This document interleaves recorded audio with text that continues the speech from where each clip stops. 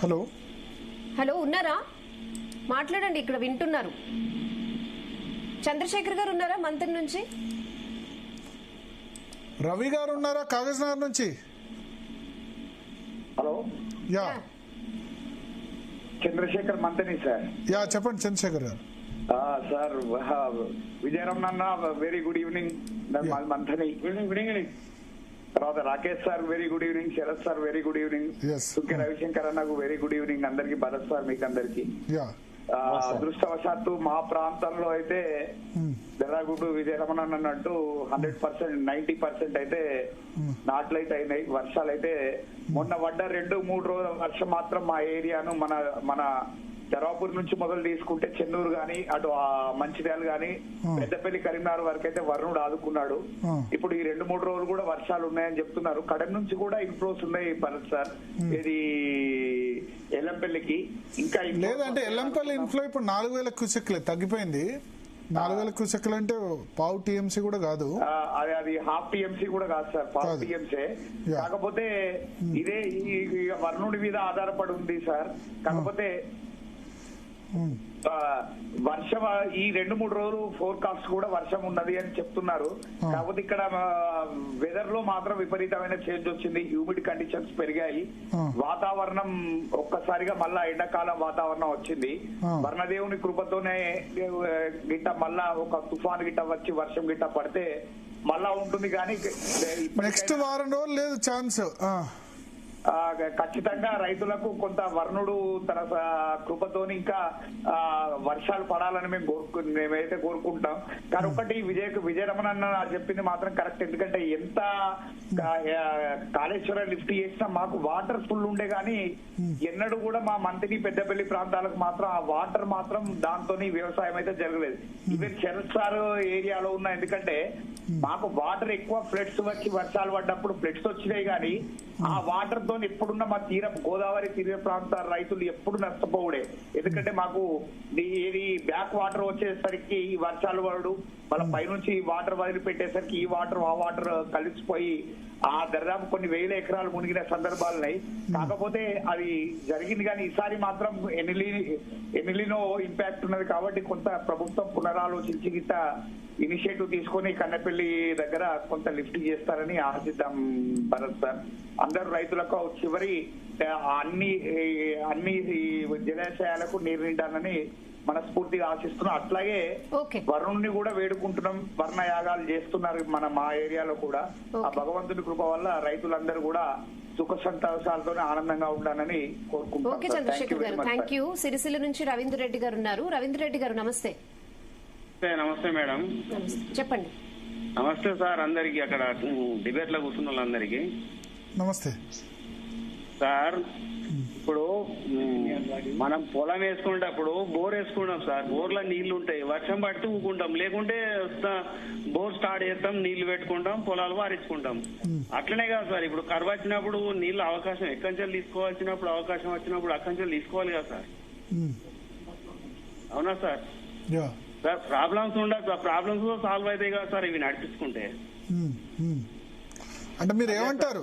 ఇప్పుడు ఏమంటాం సార్, కరువు ఇప్పుడు నీళ్లు కాళేశ్వరం ప్రాజెక్టు కట్టారు, 90,000 కోట్లు ఖర్చు అయిందంటే 1,00,000 కోట్లు ఖర్చు అయింది అనేది ఒకటి ఇచ్చేస్తారు. మీ డిబేట్ లో చూస్తే ఎన్నో సార్లు మాట్లాడతారు. 90,000 కోట్లు ఖర్చు అయిందాన్ని, శాంక్షన్ అయిందాన్ని 1,00,000 కోట్లు తిన్నారు అనేది అది ఎట్లా కరెక్ట్ అయితే సార్? కాబట్టి కరువు ఉన్నప్పుడు ఖచ్చితంగా నీళ్లు ఎక్కడ అవకాశాలు ఉంటే ఏ పంపులైనా నడిపించి దాన్ని వినియోగించుకోవాలి సార్. ఓకే, ఎట్లా ఉంది మీ సిరిసిల్లలో? ఎట్లా ఉంది ఇప్పుడు? పడ్డాయా అన్ని చోట్ల సాగు మళ్ళీ నార్మల్కి వచ్చిందా మన పడ్డ వర్షాలతోటి? సిరిసిల్లలో ఇప్పుడు నిన్న ఇవాళ ఈ మధ్యలో పడ్డ వర్షాలు అయితే జర బాగానే ఉన్నాయి, నాట్లయితే పడ్డాయి సార్ చాలా మటుకు. ఓకే, కాకపోతే మళ్ళీ వర్షాలు లేకపోతే ఎండిపోయే పరిస్థితి ఉంటుంది సార్ నీళ్లు రాకపోతే. మేము అన్నపూర్ణ ప్రాజెక్ట్ కిందనే సార్ మాది. అన్నపూర్ణ ప్రాజెక్ట్. అన్నపూర్ణ ప్రాజెక్ట్ లో 1.5 టీఎంసీలు అంత ఉన్నట్టుంది, 3 టీఎంసీలు. Okay okay okay. విజయరమణారావు గారు చెప్పండి. సో ఇప్పుడు చూసారంటే కాలర్స్ డిఫరెంట్ ఒపీనియన్ ఉంది. ముందు కాలర్ ఏమో ఎస్ మాకు మా కాయకట్టు లేదు అని చెప్పారు మంథన నియోజకవర్గంలో కాళేశ్వరం వల్ల. ఇంకో కాలరేమో సిరిసిల్లో ఇప్పుడు ఏముంది నీళ్లు లిఫ్ట్ చేస్తే ఇబ్బంది ఏంది అని చెప్పి. అయితే ఇప్పుడు ఒకవేళ నిజంగా ఎన్డీఎస్ఏ పనికి వస్తుంది, లేకపోతే ఎన్డీఎస్ఏ ఇప్పుడు రిటైర్డ్ ఇంజనీర్లు ఇంతకుముందు శ్యాంప్రసాద్ రెడ్డి గారు జాయిన్ అయ్యారు. ఆయన ఏమంటారంటే లిఫ్ట్ చేయొచ్చు మేడిగడ్డ అన్నారం సుందిల్ నుంచి, సరే ఇక్కడ కాకుండా వేరే దగ్గరైనా యూజ్ అయితే కదా అంటారు. ఆ విషయంలో ఎందుకు ఒక ట్రయల్ రన్ చేయొచ్చు కదా? అంటే ట్రయల్ రన్ చేయంగా సుందిళ్ళకి ఏమైనా అయితే మీరే అనొచ్చు బీఆర్ఎస్ ప్రభుత్వాన్ని. భరత్ గారు, ఎన్డీఎస్ఏ రిపోర్ట్ అనేది మేము దానికి ప్రభుత్వ పరంగా దాన్ని బేస్ చేసుకున్నాము. దాని మొదటి నుంచి కూడా నేషనల్ డ్యామ్ సేఫ్టీ అథారిటీ వాళ్ళు ఇచ్చిన రిపోర్ట్ ను బేస్ చేసుకొని దాంతో ముందు వారనేది ప్రభుత్వ ఆలోచన. డే 1 కి కూడా సరే వాళ్ళ రిపోర్ట్ ను పూర్తిగా ఫైనల్ అయిపోయినాక ఆ రిపోర్ట్ సాయిల్ టెస్టింగ్ కూడా అయిపోయింది కాబట్టి ఇప్పుడు ఆ ల్యాబ్ ఏదో వేరే ఇక్కడ ల్యాబ్ కూడా పంపించారు. అవన్నీ వచ్చిన తర్వాత మేము మాక్సిమం 15-20 డేస్ వస్తాయి. ఆ రిపోర్ట్ వచ్చిన తర్వాత ఫైనల్ గా ఆ రిపోర్ట్ పట్టుకొని ఏ రకంగా అవసరం ఉంటే ఆ రకంగా పోదామని ప్రభుత్వ ఆలోచన. ఇప్పుడు మన ఉత్తమ్ కుమార్ రెడ్డి గారు ఎల్లంపల్లి వచ్చినప్పుడు అదే ప్రెస్ మీట్ పెట్టి అదే చెప్పింది. ముఖ్యమంత్రి గారు ఇప్పటికీ అదే విషయం చెప్పారు. సరే దాంట్లో ఉన్న మంత్రులు కానీ తర్వాత ప్రభుత్వాల పని ఇప్పటికి ఏదైతే మా రామగుండం సి కానీ తర్వాత ఈఎన్సీ రమేష్ గారు కానీ తర్వాత ప్రిన్సిపల్ సెక్రటరీ శ్రీధర్ గారు కానీ వీళ్ళు కూడా ఎన్డీఎస్ఏ డిపార్ట్మెంటల్స్ కూడా ఢిల్లీలో సుదీర్ఘంగా మన లాస్ట్ 10-15 డేస్ కింద 2 hours 3 hours మీటింగ్ పెట్టి కూడా ఇట్లా ముందరి వారని కూడా ఆలోచన చేసేది. ఈ ఆలోచనతోనే ముందు వారాన్ని ప్రభుత్వ ఆలోచన. రవిశంకర్ గారు విన్నారు కదా, ఎన్డీఎస్ఏ ఫైనల్ రిపోర్ట్ గురించి 15 to 20 days ఇంకా టైం పడుతుంది. సో అది చూసిన తర్వాత రవిశంకర్ గారు ఎన్డీఎస్ఏ రిపోర్ట్ ఏమి నీళ్లు లిఫ్ట్ చేయమని చెప్పలేదు, గవర్నమెంట్ డెసిషన్ అని చెప్పింది. జీ తెలుగు న్యూస్ ద్వారా ఒక ఎన్ఆర్ఐ రాశారు లెటర్, ఎందుకు ఎన్డీఎస్ఏ చెప్పట్లేదని. అప్పుడు లెటర్ రాసింది, అక్కడ వాళ్ళు మాత్రం చెప్పలేదు. సో మీరు దీని మీద డైరెక్ట్ గా ఎన్డీఎస్ఏకి వెళ్లి మీరు క్లారిటీ ఇవ్వండి అని మీరు కూడా ఫైట్ చేయొచ్చు దీని మీద. ఈవెన్ బీజేపీ కూడా శ్యాంప్రసాద్ రెడ్డి గారు చెప్పినట్టు ఒక్క నిమిషంలో వాళ్ళు పిలిస్తే ఎన్డీఎస్ఏ టీం వస్తుంది, వాళ్ళు కూడా దాని మీద స్టెప్ తీసుకోవచ్చు. అంటే విమర్శలు కాకుండా ఇప్పుడు మీరు ఆల్వేస్ చంద్రబాబు శిష్యుడు అంటుంటారు, ఆయన సీఎం అయిపోయారు ఆల్రెడీ స్టేట్ కి. అలా అంటే కేసీఆర్ గారు కూడా టీడీపీ నుంచి వచ్చారు, వాళ్ళు కూడా దోస్త్ అంటారు. మరి ఇక్కడ విమర్శలు కాకుండా ఏం చేయాలనేది మీరు డైరెక్ట్ గా ఎన్డీఎస్ఏ గట్టిగా అడగండి. వాళ్ళు రిపోర్ట్ ఇవ్వలేదు, నీళ్లు ఎత్తమని అయితే రిపోర్ట్ ఇవ్వలేదు. ప్రభుత్వం అదే చెప్తుంది, ఇప్పుడు ఆ రిపోర్ట్ బేస్ చేసుకుని మేము డెసిషన్ తీసుకుందాం అనుకున్నాం, ఎందుకంటే సేఫ్టీ కూడా ఇంపార్టెంట్ కాబట్టి. ఏమంటారు? ఎన్డీఎస్ఏ రిపోర్ట్ లో వాళ్ళు చెప్పిన అంశం ఏంటంటే మీరు రిజర్వాయర్ల పరిస్థితి చూసుకొని నీళ్లను అక్కడ అవసరం ఉంటే ఎత్తిపోయండి అని చెప్పిన రిపోర్టు మీరు చూసారు, మేము చూసినాం, పత్రికలలో వచ్చింది. ఆ పేపర్లు కూడా ఆ డాక్యుమెంట్స్ కూడా నా దగ్గర ఉన్నాయి మేడం గారు. అయితే ఇంకొకటి ఏంటంటే ఇంకో పెద్ద ప్రమాదం ఇప్పుడు ఏం జరగబోతుంది అనేది నేను విన్నా. అంటే మొన్న హరీష్ రావు గారు కూడా ప్రెస్ మీట్ లో కూడా చెప్పారు. అయితే ఈ 18వ జిఆర్ఎంబి మీటింగ్ జరగబోతుంది. ఆ 18వ సమావేశంలో ఈ తెలంగాణ ప్రాజెక్టుల అనుమతులను ఎందుకు రద్దు చేయరాదు అనేది చంద్రబాబు నాయుడు గారు రేఖ రాస్తే అదే మళ్ళీ బీజేపీ నరేంద్ర మోడీ గారు దీనికి సమావేశానికి అనుమతి ఇచ్చి ఏర్పాటు చేశారు. అంటే అది కాదు, అది గోదావరి రివర్ మేనేజ్మెంట్ బోర్డు ప్రతి ఇయర్ జరగాలి, దాన్ని నరేంద్ర మోడీ ఎందుకు ఏర్పాటు చేస్తాడు? అది చట్టంలో ఉంది. సరే, ఇప్పుడు ఆంధ్రప్రదేశ్ వాళ్ళ ఆర్గ్యుమెంట్ వినిపిస్తారు, వాళ్ళు రద్దు చేయమన్న, నేను అనేది వాళ్ళు రద్దు చేయమన్నంత మాత్రాన వీళ్ళు రద్దు చేసేస్తారా? కాదు కదా. అదే అంటున్నాను నేను. ఇదే చంద్రబాబు నాయుడు ముఖ్యమంత్రి ఉన్నాడు, ఇదే కేసీఆర్ గారు ముఖ్యమంత్రి ఉన్నప్పుడు ఈ చంద్రబాబు నాయుడు అడగలేదు ఎందుకు? ఇవాళ నేను అడుగుతున్న భరత్ గారు, ఈ తెలంగాణ ప్రాంత పరిరక్షణ కోసం పనిచేస్తున్నాం, మాకేం పదవుల మీద అధికారం మీద దాహం ఉండి పనిచేస్తున్నాం కాదు మేము. కనుక ఇవాళ జరగబోయే అతిపెద్ద ప్రమాదం జరగబోతుంది, దీన్ని ఎదుర్కోవాల్సినటువంటి బాధ్యత రేవంత్ రెడ్డి గారికి ఉత్తమ్ కుమార్ రెడ్డి గారికి ఉందా లేదా? ఇప్పుడు ఆంధ్రప్రదేశ్ వచ్చి వీటిని గోదావరి ప్రాజెక్టులు రద్దు చేయాలంటే రద్దు చేస్తారని నేను అనుకోను. రద్దు చేయమని వాళ్ళు అంటారు, మనం ఇప్పుడు అదే నేను భరత్ గారు నేను ఏమంటున్నా, మా రాకేష్ అని కూడా రిక్వెస్ట్ చేస్తున్నా, రేవంత్ రెడ్డి గారిని కూడా రిక్వెస్ట్ చేస్తున్నా, మా 8 మంది ఎంపీలను కూడా రిక్వెస్ట్ చేస్తున్నా. పార్లమెంట్ నడుస్తుంది, ఈ అంశం మీద లేవనెత్తండి, ప్రశ్నించండి. ఈ ఏదైతే 18వ జరగబోయేటువంటి ఎజెండా సమావేశంలో ఖచ్చితంగా గతంలో ప్రాజెక్టులు ఇచ్చిన అనుమతులు, మేము అనుమతులు తెచ్చినాం కదండి, దానికోసం తెలంగాణ తేవడం కోసం ఎంత కొట్టామో తెచ్చిన తెలంగాణలో ఈ ప్రాజెక్టుల కోసం అనుమతులు తీసుకురావడం కూడా ఇదే ఎన్డీఎస్ఏ అనుమతులు తీసుకురావడంలో మేము ఎంత పోరాటం చేసినామో మాకు తెలుసు కదా. కనుక వీటికి ఏదైనా ప్రమాదం జరగద్దు. ఫ్యూచర్ లో అందరం కలిసి తెలంగాణ రైతాంగం కానీ తెలంగాణ ప్రాంత ప్రయోజనాలను కాపాడుకోవాలనేది నా ఉద్దేశం భరత్ గారు. సో ఎన్డీఎస్ఏ గారు చెప్పిన అంశము మీ రిజర్వాయర్ల నుంచి మీరు నీళ్లు ఇచ్చుకోవచ్చు అక్కడ పరిస్థితులను బట్టి అనేది వచ్చింది మీకు మాకు ఇది అందరికి తెలిసినటువంటి విషయమే. మేము నీళ్లు ఇవ్వాలి పంపులు.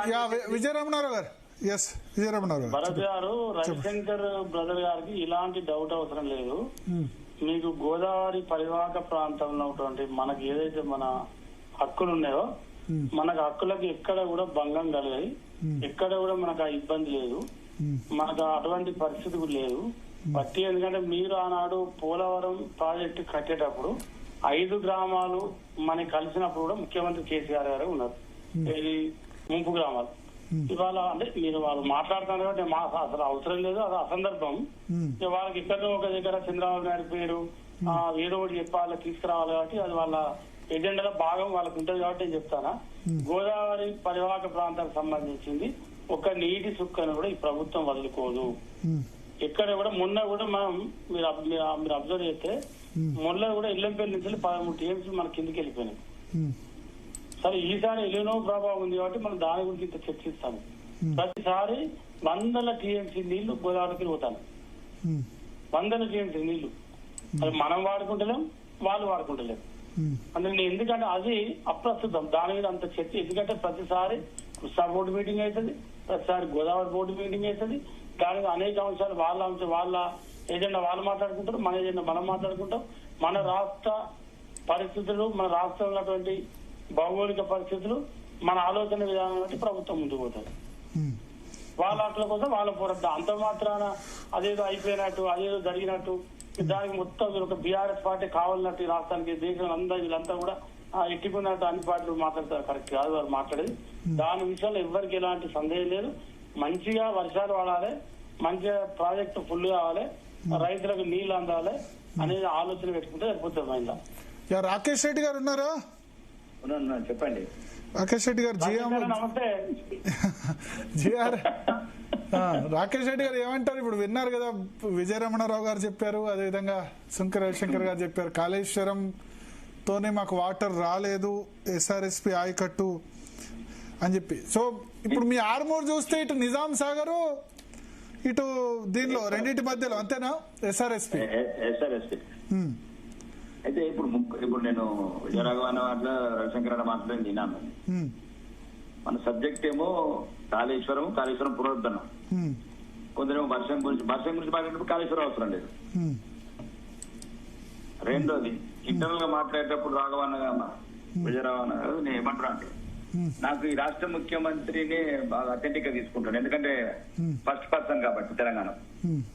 ఆయన మొన్న అఫీషియల్ స్టేట్మెంట్ ఏమిచ్చిందంటే 33,000 కోట్లు కాళేశ్వరంకు వడ్డీ ఈఎంఐ కలిసి కట్టినాం ప్రభుత్వం. రక్తం మరిగిపోతుంది నాకు అన్నాడు. ఒక్క చుక్క నీరియకుండా. నేను రేవంత్ రెడ్డి గారు అంటే గౌరవనీయ ముఖ్యమంత్రి గారు స్టేట్మెంట్ నేను రిసీవ్ చేసుకుంటాను. 33,000 కోట్ల వడ్డీ ఆస్తులు కట్టి కూడా ఒక చుక్క నీరు రాలేదనేది ఈ రాష్ట్ర ముఖ్యమంత్రి స్టేట్మెంట్. ఇంకా ఎమ్మెల్యేల మంత్రులు తీసుకోండి. రెండోది, ఇది మొత్తం నేను మళ్ళీ అప్పుడు చెప్తున్నాను, ఇప్పుడు చెప్తున్నాను. వరుణయాగాలు వర్షాల మీద ఆధారపడితే కాళేశ్వరం మీద డిస్కషన్ వేస్ట్. కాళేశ్వరం మీద డిస్కషన్ ఏంది? ఏదైతే ఇష్యూ వచ్చిందో 3 సంవత్సరాల నుంచి అది మూతబడి ఉన్నదో దాన్ని ఓపెన్ చేయడం. తెలంగాణ ప్రజల ఏదైతే వాళ్ళ ఆశల మీద నిర్మించిన కాళేశ్వరం మంచి చెట్లు పక్కన పెట్టండి, దాన్ని పునరుద్ధరణ చేయడం, తిరిగి వాడుకలో తీసుకురావడం. అది బీజేపీ కావచ్చు, బీఆర్ఎస్ కావచ్చు, కాంగ్రెస్ కావచ్చు, 3 రాజకీయాలు పక్కన పెడితే ఇంతకు ముందు డిస్కషన్ లో మీతో ఇప్పటికి 3సారి అనుకుంటా చాలా ఛానల్ ఇప్పటికి 12 డిస్కషన్ చేసాం డిబేట్ లేదు కాళేశ్వరం మీద. ఇంకా 12 డిస్కషన్ చేస్తాం, రాసి పెట్టుకోండి. తెలంగాణ మళ్ళీ ఎలక్షన్ వచ్చే వరకు కాళేశ్వరాన్ని పునరుద్ధరించరు. అది రిపేర్ కాదు కానియరు. ప్రతి ఒక్కరికి రాజకీయం అవసరం. కాబట్టి నేను చెప్తున్నాను, నేను అప్పుడు చెప్పాను, ఫస్ట్ మీరు కావాలంటే అన్ని డిబేట్స్ అన్ని తీయండి. వాయిస్ నేను ఒక్కనే మాట్లాడుతున్నాను అప్పటి నుంచి ఇప్పటి వరకు. చెయ్యాలనుకుంటే ఎంత సేఫ్ కాదు భరత్ ఇది. ఇవన్నీ టెక్నికల్. నేను రాష్ట్ర ముఖ్యమంత్రిని గౌరవిస్తున్నాను. ఆయన రక్తం మరిగిపోతుందట పాపం. 33,000 కోట్లు కట్టాను, ఒక చుక్క నీరు ఇవ్వకుండా రాష్ట్ర ప్రభుత్వం కట్టింది తెలంగాణ ప్రజల అని. దీనికి నేను అంగీకరిస్తాను. కాబట్టి ఇప్పుడు కూడా చెప్తున్నాను, గౌరవనీయ ముఖ్యమంత్రి రేపు నుండి అమెరికా వెళ్ళిపోతున్నాడు కాబట్టి ఉత్తమ్ కుమార్